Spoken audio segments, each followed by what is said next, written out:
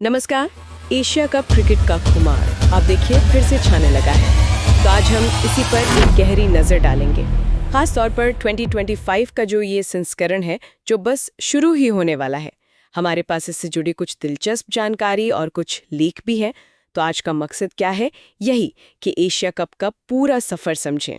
मतलब कैसे शुरू हुआ, क्यों इसका फॉर्मेट बदलता रहता है, कौन सी टीमें, कौन से खिलाड़ी हावी रहे हैं, और हाँ, विवाद भी तो हुए हैं, वो क्यों? और सबसे ज़रूरी, 9 सितंबर से जो T20 एशिया कप शुरू हो रहा है उसमें क्या है खास, क्या दांव पर है, और हाँ, भारतीय टीम पर तो हमारी खास नज़र रहेगी ही। चलिए तो फिर शुरू करते हैं एकदम जड़ों से। आखिर ये एशिया कप शुरू करने की ज़रूरत ही क्यों पड़ी? सुनने में आया कि 80s में कुछ कमी सी थी। लेकिन कोई एक ऐसा बड़ा प्लेटफॉर्म नहीं था जहां सारी एशियाई टीमें एक साथ आएं, एक दूसरे से भिड़ें, है ना? मतलब अपनी धाक जमाने के लिए। और मजे की बात यह है कि हॉकी में देखिए, उस वक्त वर्ल्ड कप था, चैंपियंस ट्रॉफी थी, एशिया कप तक था हॉकी का।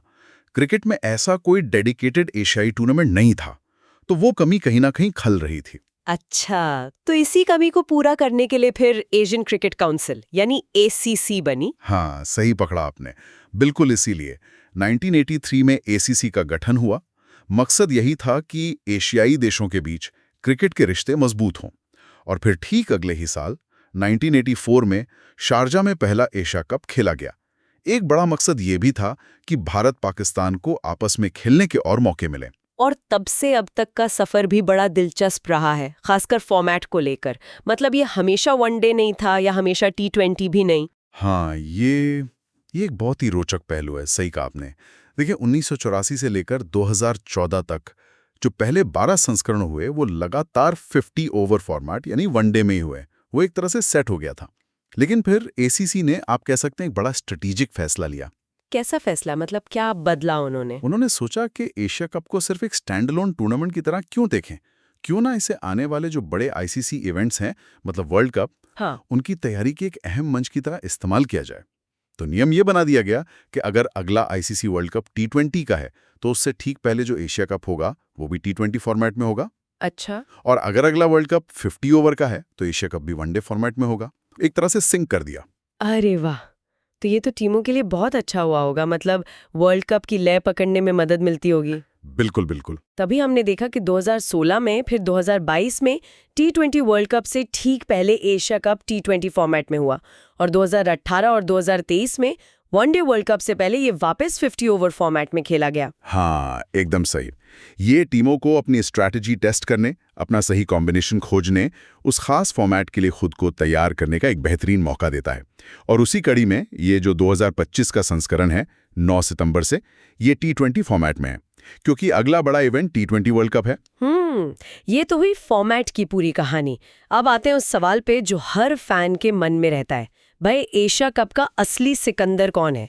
ट्रॉफियां सबसे ज्यादा किसके पास है? देखिए, जब बात खिताब जीतने की आती है तो भारतीय टीम का दबदबा बिल्कुल साफ नजर आता है। भारत ने अब तक 16 में से 15 बार हिस्सा लिया है और रिकॉर्ड 8 बार चैंपियन बना है। ये अपने आप में एक बहुत बड़ी बात है। 8 बार, कमाल है। और इसमें वनडे और T20 दोनों शामिल है। हाँ, दोनों। इन 8 में से 7 खिताब वनडे फॉर्मेट के हैं और एक खिताब T20 फॉर्मेट का है जो 2016 में जीता था। भारत के बाद अगर देखें तो श्रीलंका का प्रदर्शन भी बहुत शानदार रहा है। उन्होंने 6 बार एशिया कप जीता है। 6 बार? वो भी कम नहीं है। बिल्कुल। 5 बार वनडे में और 1 बार T20 में, जो पिछला वाला था 2022 का। और पाकिस्तान ने 2 बार ये ट्रॉफी उठाई है, दोनों बार वनडे फॉर्मेट में। तो खिताबों के मामले में तो भारत क्लियर विनर है। लेकिन एक और बात होती है, कुल मैच जीतना। क्या उसमें भी भारत ही आगे है? क्योंकि कई बार टीमें अच्छा खेलती हैं पर फाइनल में रह जाती हैं। हाँ, आपने बिल्कुल सही पॉइंट उठाया। और ये आंकड़ा ये शायद थोड़ा चौंका दे। खिताब भले ही भारत के पास सबसे ज्यादा हैं, लेकिन एशिया कप के इतिहास में अगर हम कुल मैच जीतने की बात करें तो श्रीलंका थोड़े से अंतर से आगे है। अरे सच में? श्रीलंका? जी हाँ, श्रीलंका ने अब तक कुल 44 मैच जीते हैं एशिया कप में। इसमें 38 वनडे और 6 T20 शामिल हैं। और भारत के कितने हैं? भारत ठीक उनके पीछे है, 43 जीतों के साथ, 35 वनडे में और 8 T20 में। तो ये दिखाता है कि श्रीलंका टूर्नामेंट में कितनी कंसिस्टेंट रही है, लगातार अच्छा प्रदर्शन किया है। भले ही फाइनल जीतने में भारत थोड़ा सा ज्यादा सफल रहा हो। पाकिस्तान 34 जीतों के साथ तीसरे नंबर पर है। मुकाबला मतलब काफी कड़ा रहा है। वाकई दिलचस्प है ये। चलिए अब जरा इंडिविजुअल परफॉर्मेंस की बात करें। कौन से सितारे चमके हैं एशिया कप में? सबसे ज्यादा रन किसके बल्ले से निकले हैं? अगर हम दोनों फॉर्मेट्स मतलब वनडे और टी20 दोनों को मिलाकर देखें तो रनों के मामले में टॉप पर हैं श्रीलंका के वो विस्फोटक बल्लेबाज सनथ जयसूर्या। उन्होंने सिर्फ 25 मैचों में 1220 रन बनाए हैं, जिसमें 6 शतक भी शामिल हैं, और उनका स्ट्राइक रेट भी उस जमाने के हिसाब से कमाल था। जयसूर्या, हाँ वो तो लेजेंड है। लेकिन भारतीय बल्लेबाज कहाँ पीछे होंगे? टॉप लिस्ट में तो होंगे ही। बिल्कुल हैं। और मजे की बात यह है कि टॉप 3 में 2 भारतीय दिग्गज हैं। दूसरे नंबर पर हैं हिटमैन रोहित शर्मा। रोहित ने 37 मैचों में 1210 रन बनाए हैं। और तीसरे नंबर पर हैं विराट कोहली। कोहली ने तो सिर्फ 26 मैचों में 1171 रन बना डाले हैं। ये दिखाता है कि अलग-अलग दौर में भारत की बैटिंग कितनी पावरफुल रही है। कमाल है, कोहली ने इतने कम मैचों में इतने रन बना लिए हैं।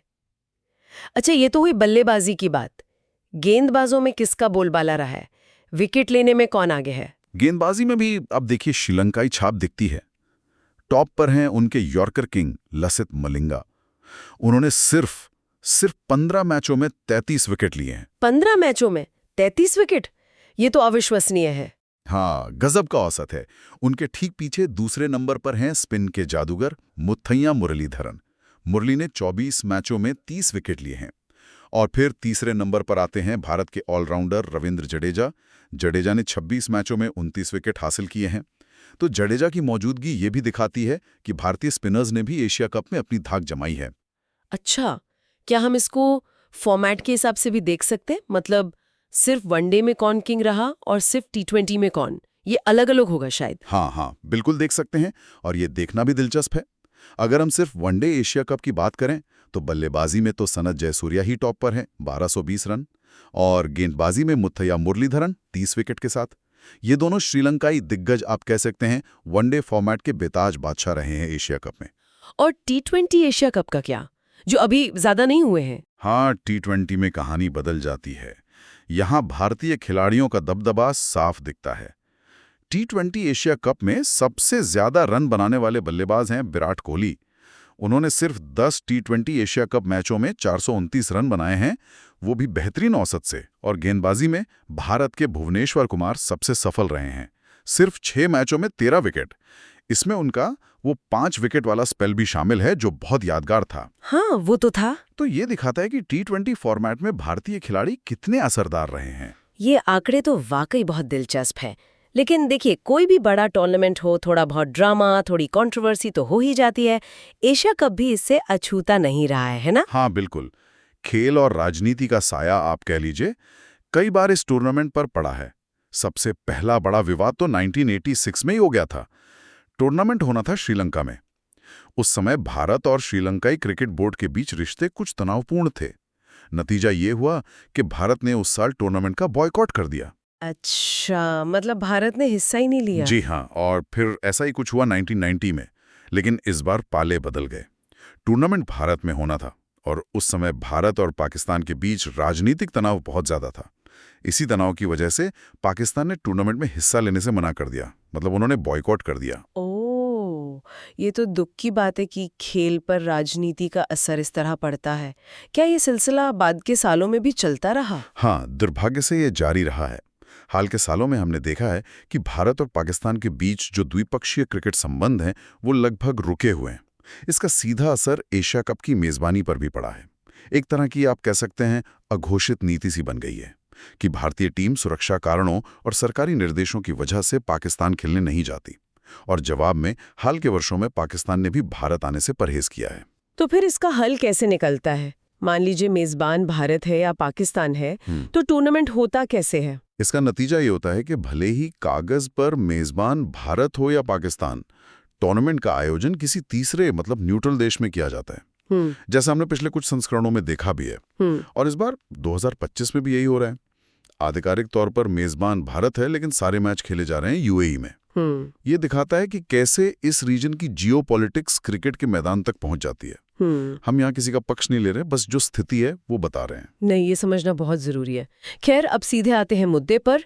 सबसे ताजा संस्करण एशिया कप 2025, 9 सितंबर से 28 सितंबर तक।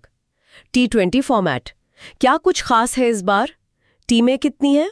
हाँ, तो इस बार टूर्नामेंट थोड़ा बड़ा है। कुल 8 टीमें हिस्सा ले रही हैं। इनको 2 ग्रुप में बांटा गया है।